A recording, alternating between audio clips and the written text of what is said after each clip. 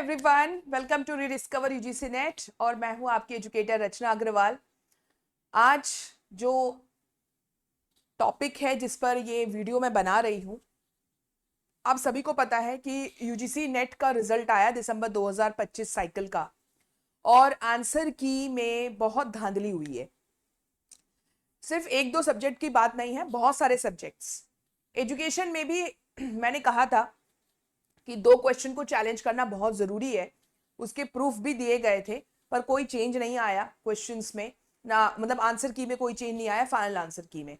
सिर्फ एजुकेशन ही नहीं, ऐसे ही सोशियोलॉजी सब्जेक्ट है जिसमें भी बहुत सारे क्वेश्चंस जो हैं वो गलत है। हिस्ट्री सब्जेक्ट है, इवन इकोनॉमिक्स में भी हुआ, साइकोलॉजी में भी हुआ। ऐसे बहुत सारे सब्जेक्ट्स हैं जिसमें ये प्रॉब्लम देखी गई कि चैलेंज करने के बावजूद भी फाइनल आंसर की में कोई चेंज नहीं मिला। इवन तो कई शिफ्ट में ऐसा भी हुआ कुछ सब्जेक्ट्स में कि ऑप्शंस भी 2 दे रखे हैं और एक ऑप्शन को सही माना है। अगर सेम ऑप्शन है तो एटलीस्ट दोनों ऑप्शन को सही देना चाहिए, तो वो भी गड़बड़ हुई है। मानती हूं मैं, यूजीसी नेट ने इस बार मतलब एनटीए ने इस बार बहुत सारी गड़बड़ें की हैं और बहुत सारे जो एजुकेटर्स हैं, बहुत सारे मैं आपको बोलूंगी कि एजुकेटर कम यूट्यूबर्स प्रोटेस्ट कर रहे हैं, कह रहे हैं कि जाएंगे, जा भी रहे हैं एनटीए ऑफिस और बच्चे भी इन्वॉल्व हो रहे हैं कि मैम यूजीसी नेट का रिजल्ट निकालेंगे। देखिए, आज इसी टॉपिक पे मैं कुछ बात और कुछ मेरे जो अपने विचार है वो आप लोग के सामने रखना चाहूंगी। हो सकता है तुम लोग में से बहुत सारे मेरे इस विचार से सहमत ना हो और कमेंट सेक्शन में हो सकता है मेरे मुझे कुछ उल्टा सीधा भी लिख दें, लेकिन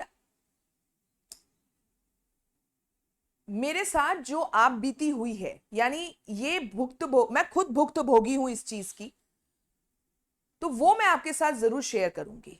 बाकी आप सोचेगा कि मेरी ये बातें, मेरे जो ये थॉट है वो कितना सही कितना गलत है, वो तो सब आप पे छोड़ दिया है मैंने। तो इस सेशन की शुरुआत मैं एक छोटी सी कहानी से करूंगी और वो छोटी सी कहानी मेरे साथ ही हुई है, कोई मनगढ़ंत नहीं है, आप बीती कहानी है। तो ये टाइम था दिसंबर 2025 और जून 2021 का जो साइकिल था, जिसे मर्ज कर दिया गया था ये दोनों साइकिल, क्योंकि उस समय कोरोना का टाइम था, कोरोना काल था, तो साल में एक ही बार एग्जाम हो रहा था बहुत मुश्किल से। और ये वाला एग्जाम था जहां पे दिसंबर 2020 का सेशन और जून 2021 का सेशन मर्ज कर दिया गया था। एग्जाम हुआ, मैंने एग्जाम दिया फुल तैयारी के साथ, और एग्जाम का जब प्रोविजनल आंसर की आया था तो क्वेश्चन जो मेरी शिफ्ट में क्वेश्चन पूछे गए थे उसमें 2 क्वेश्चन आज भी मुझे याद है, एजुकेशन सब्जेक्ट में फैक्चुअल क्वेश्चन था और वो क्वेश्चन पूरा गलत था। जो आंसर प्रोविजनल आंसर की में दिया गया था वो गलत था। मैंने बहुत अच्छे से गवर्नमेंट वेबसाइट पे जाके, यू ऑल नो मी, मैं तुम लोगों को भी जब चैलेंज करने के लिए बोलती हूँ तो हमेशा बोलती हूँ बेटा, ऑथेंटिक साइट्स गवर्नमेंट के वेबसाइट होते हैं, इग्नू का पेपर होता है, ये सारे ऑथेंटिक माने जाते हैं। बुक्स होते हैं कुछ ऑथेंटिक, इनके स्क्रीनशॉट्स अगर आप देते हो फॉर द चैलेंज तो वो एक्सेप्ट होते हैं। तो ऐसा ही कुछ मेरे साथ भी हुआ था और मैंने ऑथेंटिक वेबसाइट जो गवर्नमेंट की है उसका स्क्रीनशॉट लगा के दिया और बहुत सारे बच्चे, खैर उस टाइम पर इतना ज्यादा यूट्यूब पे बहुत चीजें फेमस नहीं थी, बहुत सारे एजुकेटर सामने आकर इस तरह से नहीं हेल्प करते थे, तो दिया गया। मुझे लगा कि चलो ठीक है वो क्वेश्चन ड्रॉप हो जाएगा, और जब मैंने अपना स्कोर कैलकुलेट किया था ना, तो उस टाइम के कट ऑफ से मैं सिर्फ एक क्वेश्चन पीछे थी, यानी कि 2 मार्क्स से पीछे थी कट ऑफ से। रिजल्ट आया, फाइनल आंसर की में कोई चेंज नहीं हुआ, एक्सेप्ट ही नहीं किया, जबकि फैक्चुअली आज भी अगर मैं वो क्वेश्चन आपको दिखा दूंगी 2021 का, वो सेंसस का था, इंक्लूसिव एजुकेशन जो लोकोमोटर डिसेबिलिटी वाला क्वेश्चन था, अगर कोई याद कर सकता है उस क्वेश्चन को, तो वो क्वेश्चन का आंसर बिल्कुल गलत है। वो गलत इसलिए है क्योंकि उस क्वेश्चन में सेंसस के बारे में लिखा ही नहीं था कि कौन से ईयर के सेंसस के अकॉर्डिंगली वो जो है डेटा होना चाहिए था। अगर सही से देखा जाए तो वो क्वेश्चन ड्रॉप हो जाना चाहिए था, और वो क्वेश्चन अगर ड्रॉप होता तो मेरा जेआरएफ 2021 में निकल जाता। अब हुआ क्या, जब फाइनल रिजल्ट आया और वो क्वेश्चन ड्रॉप नहीं हुआ और मेरा जेआरएफ क्लियर नहीं हुआ, अगेन वही मैं बोलती हूँ, एक क्वेश्चन से रह गया था। मैं इतने ज्यादा ट्रॉमेटिक सिचुएशन में थी उस टाइम पर, और मैं जानती हूं आज के डेट में बहुत सारे बच्चे सिर्फ हिस्ट्री, सिर्फ एजुकेशन नहीं, और जितने सब्जेक्ट्स में ये चीजें हुई हैं वो इसी इसी इसी फेज से गुजर रहे होंगे। यही ट्रॉमेटिक सिचुएशन उनके साथ चल रही होगी, काश ये क्वेश्चन ड्रॉप हो गया होता और ये गलत ही था तो मेरा जेआरएफ हो जाता। वही सिचुएशन में मैं भी थी। अब सुनो कहानी। उस टाइम पर भी कुछ लोग प्रोटेस्ट करने के लिए आगे आए, बहुत ज्यादा तो नहीं, पर एक टेलीग्राम चैनल बनाया गया, बहुत बड़े नेता हैं वो, मैं नाम नहीं लूंगी उनका। टेलीग्राम चैनल बना, मैं भी सब कुछ छोड़ छाड़ के बस टेलीग्राम चैनल ज्वाइन कर लिया। सब लोगों ने मिलकर आरटीआई फाइल किया था, एनटीए के ऑफिस में वो लोग गए थे, फोटो वोटो खींच के डाला था कि हम एनटीए के ऑफिस के सामने खड़े हैं, कि बहुत सारे लोगों के साथ गड़बड़ हुआ है इस बार रिजल्ट में। उस टाइम पे भी रिजल्ट में गड़बड़ हुआ था। 2 महीना मैंने बर्बाद किया। इमोशनल स्ट्रेस तो मैंने अलग लिया था। 2 महीना सिर्फ यही करती थी, पूरे टाइम बैठकर टेलीग्राम चेक कर रहे हैं, पूरे टाइम बैठकर सोशल मीडिया चेक कर रहे हैं, पूरे टाइम बैठकर यूट्यूब चेक कर रहे हैं कि आज कुछ आएगा, आज कुछ आएगा। अंत में क्या हुआ? कुछ भी नहीं हुआ, कुछ भी नहीं हुआ। बस एक चीज हुई कि उन एजुकेटर्स के व्यूज बढ़ गए, वो नेता फेमस हो गया, उनकी अपनी दुकान चल पड़ी, पर स्टूडेंट्स का कुछ नहीं हुआ। वो जितने स्टूडेंट्स थे कुछ नहीं हुआ, सब बैठे, मैं उनमें से एक थी। 2 महीना बीत गया। वो तो मेरी किस्मत अच्छी थी कि उस टाइम पे 6 महीने में एग्जाम हो नहीं रहा था, 4-5 महीने में, क्योंकि पूरा साइकिल बिगड़ा हुआ था। 2022 यानी आप समझो दिसंबर 2021 और जून 2022 का फिर से मर्ज सेशन हुआ और मुझे टाइम मिल गया 6 महीने की तैयारी, फिर से टाइम मिल गया मुझे, और लकीली मेरा जेआरएफ निकल गया था। और जेआरएफ निकल गया। अब मैं तुम्हें बता रही हूं, जब पहली बार जेआरएफ नहीं निकला था, एक क्वेश्चन से रह गया था, तब मेरे दिमाग में यह चीज आया कि यार मैं इस एक क्वेश्चन के भरोसे क्यों रह गई। काश मेरा कट ऑफ से 15-20 मार्क्स ज्यादा होता, तो वो एक क्वेश्चन अगर ड्रॉप होता भी नहीं तो भी मेरा जेआरएफ आराम से निकल जाता। उन क्वेश्चंस का क्या जहां मैंने सिली मिस्टेक किया था, जहां मेरा सही हो सकता था। जब ये ख्याल आया ना दिमाग में, तब लगा कि नहीं यार, ये 2 महीने मैंने वेस्ट किए। इतना पछतावा हो रहा था अपने ऊपर कि यार ये क्या कर दिया मैंने। लेकिन मैं वही बोल रही हूं, मैं उस समय लकी थी कि उसके भी 6 महीने बाद एग्जाम हुआ था और मुझे 6 महीने का टाइम मिल गया। 2 महीना बर्बाद करने के बाद भी 6 महीने का टाइम मिला, और जब दोबारा एग्जाम हुआ और मैंने जेआरएफ क्लियर किया, तो सिर्फ जेआरएफ कट ऑफ नहीं, कट ऑफ से मैं इतना आगे थी, 240 मार्क लेकर आई थी मैं। I was all India rank 1। अभी भी 240 मार्क एजुकेशन में बहुत रेयर लोग लेकर आते हैं, रेयर। 80% मेरा रिजल्ट था, 80% मार्क्स, क्योंकि मैंने वो चीज ठान ली थी कि भाई कोई क्वेश्चन ड्रॉप हो चाहे नहीं हो, चाहे कोई भी क्वेश्चन में दान ली हो, ऐसी सिचुएशन में मैं ना फंसूं कि यार ये क्वेश्चन ड्रॉप अगर हो जाता या ये क्वेश्चन सही हो जाता, ऐसा कुछ भी होता तो मेरा जेआरएफ निकलता। इस भरोसे ही नहीं बैठी मैं, कट ऑफ से भी आगे लेकर आ गए। तो मैं लकी थी क्योंकि मुझे टाइम मिल गया 2 महीना बर्बाद करने के बाद भी। लेकिन आपकी सिचुएशन ऐसी नहीं है। एग्जाम अगला जून 2026 का जून में ही होगा। मैं बता रही हूं 15 जून के बाद एग्जाम का डेट आ जाएगा, यानी 15 जून के बाद एग्जाम स्टार्ट हो जाएंगे जून 2026 के।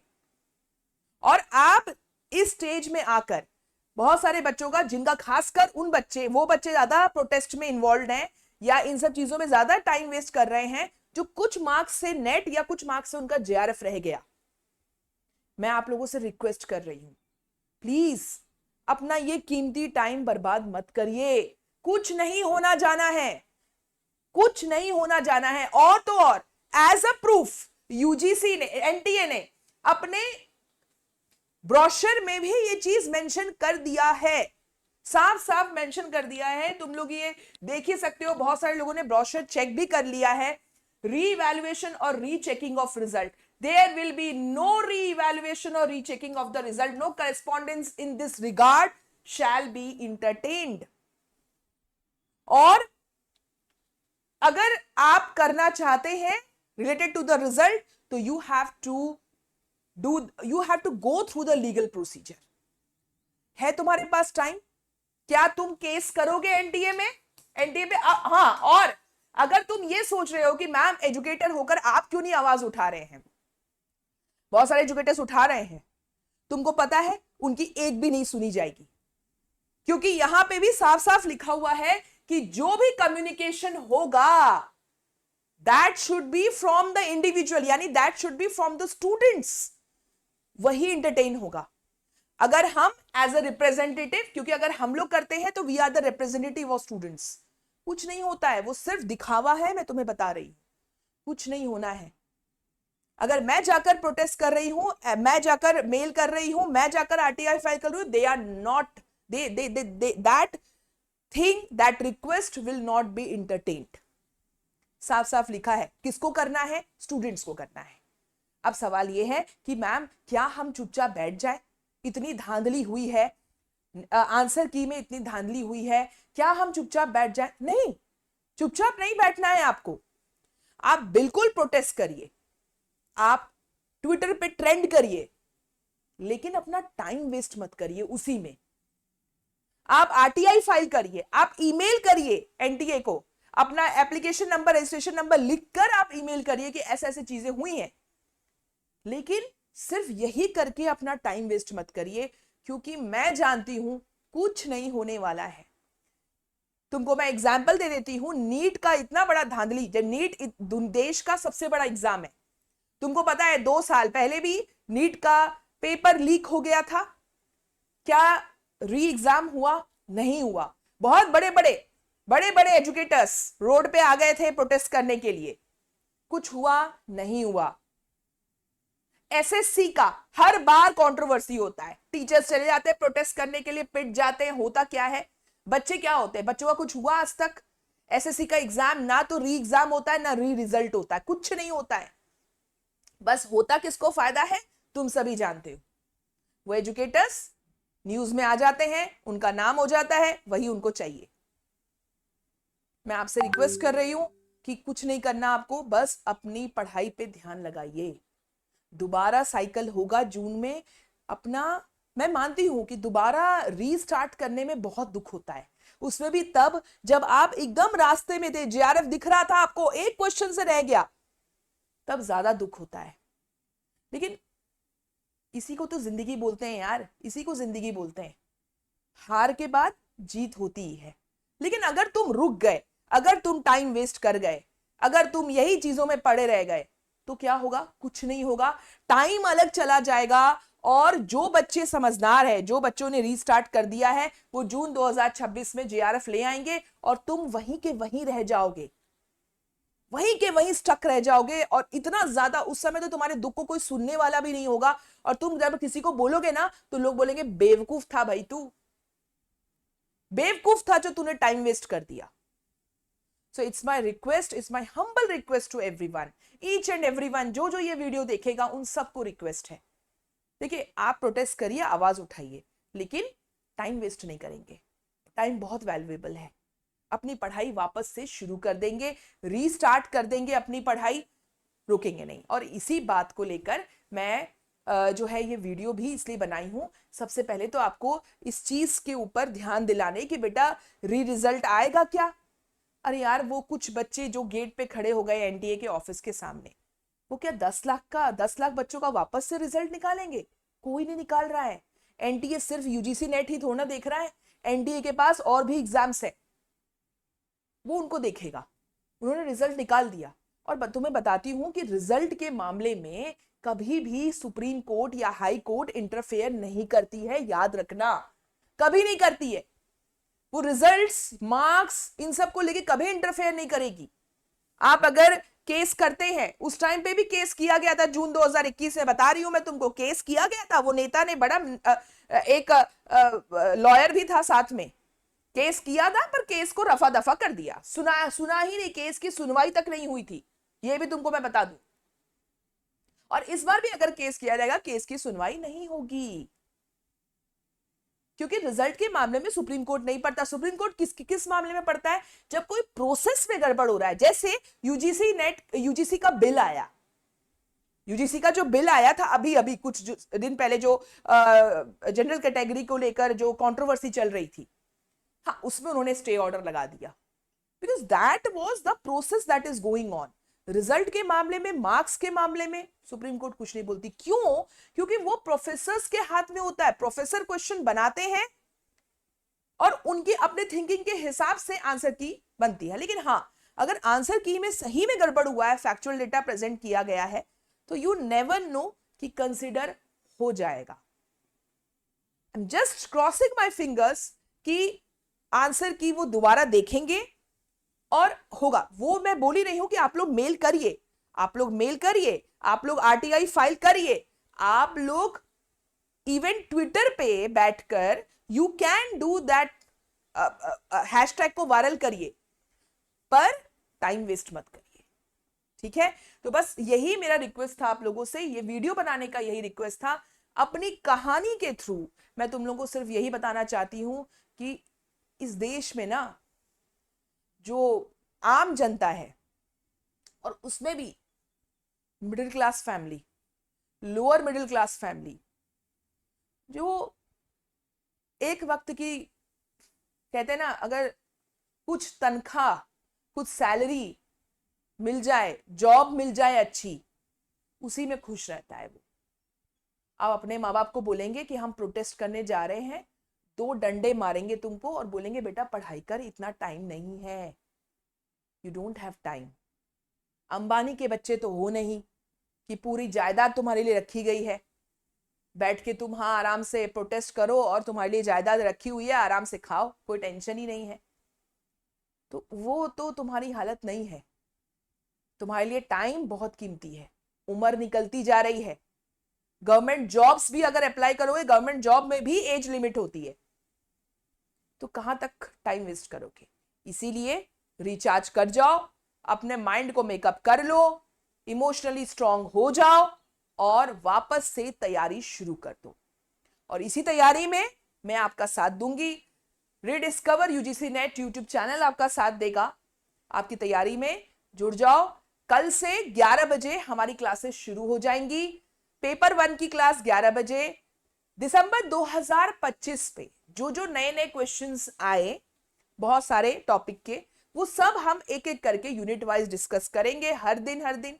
जैसे कल मैं रिसर्च एप्टीट्यूड के क्वेश्चंस लेकर आऊंगी, अगले दिन टीचिंग एप्टीट्यूड के, पीपल डेवलपमेंट, एनवायरनमेंट के, और उन क्वेश्चंस के हेल्प से हम लोग कंसेप्ट को भी समझेंगे। तो जितने भी स्टूडेंट्स हैं जो यूट्यूब पे मेरी क्लास देखने वाले हैं, उन सब से रिक्वेस्ट है कि जब मैं आपको कंसेप्ट पढ़ाऊंगी, यानी क्वेश्चंस के हेल्प से कंसेप्ट पढ़ाऊंगी, तो आप अच्छे से इसको नोट डाउन कर लेंगे। अच्छे से नोट डाउन कर लीजिए, अच्छे से कंसेप्चुअल अंडरस्टैंडिंग बनाएंगे और फिर क्वेश्चंस को सॉल्व करेंगे। धीरे धीरे करके कंसेप्ट बनेंगे और धीरे धीरे करके जो है आपके क्वेश्चंस बनने लग जाएंगे। एंड इन जून 2026 में आपका जेआरएफ क्रैक हो जाएगा। तो पेशेंस रखेंगे और वापस, और जो लोग रिपीटर है, यानी कि जिनका कुछ मार्क्स से रह गया, उनके लिए भी रिक्वेस्ट है, दिसंबर 2025 के क्वेश्चंस को देखना बहुत जरूरी है। कहां कमी रह गई वो एनालाइज करेंगे। जो कंसेप्चुअल अंडरस्टैंडिंग नहीं हुई थी उस टाइम पर, वो वापस से उस कंसेप्ट को समझकर रिन्यू कर लेंगे। ठीक है? तो क्लास को, इस छोटे से क्लास को एंड करते हैं। बस तुम लोगों को बताना था कि यूट्यूब की क्लास जो है हमारी, वो 11 बजे पेपर 1 की क्लास होगी, मंडे टू फ्राइडे। और मैं आपको बता दूं, पेपर 2 एजुकेशन की तैयारी भी इसी यूट्यूब चैनल पे मैं करवाती हूं। सो एजुकेशन के students Monday, Wednesday, Friday, Monday, Wednesday और फ्राइडे 1 बजे इसी यूट्यूब चैनल पे मिलेंगे, या वहां पर भी एजुकेशन से रिलेटेड कंसेप्चुअल अंडरस्टैंडिंग और क्वेश्चंस करवाए जाएंगे। इसके अलावा एमआर और डीआई आपको सैटरडे और संडे इसी चैनल पे रोज प्रैक्टिस होगी। 10 बजे आपको डीआई की क्लास मिलेगी सैटरडे संडे, और 11 AM पर मैथमेटिकल रीजनिंग की क्लास अपूर्वा मैम के द्वारा। और डीआई की क्लास जो है सैटरडे संडे, वो के सर आपका लेंगे। तो सैटरडे संडे आप मैथमेटिकल रीजनिंग की और डीआई की प्रैक्टिस करेंगे, और मंडे टू फ्राइडे बाकी पेपर 1 की जो यूनिट्स है वो मैं आपको कराऊंगी 11 बजे सुबह। तो जितने भी स्टूडेंट्स हैं, लास्ट में एक ही बात, घबराना नहीं है, टाइम को वेस्ट नहीं करना। यूट्यूब पे जितना भी सर्कस चल रहा है उस पर टाइम वेस्ट मत करिए। आप फायदा किसी का नहीं होगा, आपका तो बिल्कुल भी नहीं होगा, ये जान के रखिएगा। फायदा तब होगा जब आप अपने बारे में सोचिए, अपनी तैयारी करिए, अपने करियर को देखिए, अपने गोल्स डिसाइड करिए और काम पे लग जाइए, पढ़ाई पे लग जाइए। तो इसी के साथ क्लास को एंड करते हैं। और if you want to join Eklavya 3.0 batch, ये भी ऐप पर लॉन्च हो चुका है और इस बार मैं लाइव माइंड मैप की हेल्प से पढ़ा रही हूं। अगर आपको गाइडेंस, प्रॉपर स्ट्रक्चर्ड पीडीएफ, ये सारी चीजें चाहिए तो एकलव्य 3.0 बैच ज्वाइन कर सकते हो। JRF 300 कोड लगा देना, 300 रुपए ऑफ। पर इसके लिए आपको ऐप को पहले डाउनलोड करना पड़ेगा। और हाँ, मैं एक और चीज बता दूं कि इस ऐप को जब आप डाउनलोड करेंगे ना, तो अभी जल्दी ही दिसंबर 2025 के क्वेश्चंस, यानी कि विद द आंसर की, ऑब्वियसली आंसर के साथ पूरा पीडीएफ अपलोड होने वाला है, जो कि फ्री होगा। You can download on your laptop और मोबाइल और आराम से तुम वो देख सकते हो। तो ये भी फ्री में आपको इस ऐप पर मिलने वाला है। और फ्री वीकली टेस्ट भी आपको दिखेगा, जो कि आप बिल्कुल एज अ मॉक टेस्ट की तरह ले सकते हैं। 10 क्वेश्चन पेपर 1 के, 10 क्वेश्चन एजुकेशन के, फ्री वीकली टेस्ट भी चालू हो जाएगा। कोई भी अगर डाउट हो तो इस व्हाट्सएप नंबर पे मैसेज करना, भाई कॉल नहीं, मैसेज करना, आंसर आपको तुरंत मिल जाएगा। Discover education app Google Play Store से डाउनलोड कर लेंगे। आई होप ये सब कुछ क्लियर होगा। So thank you so much everyone, bye bye and take care.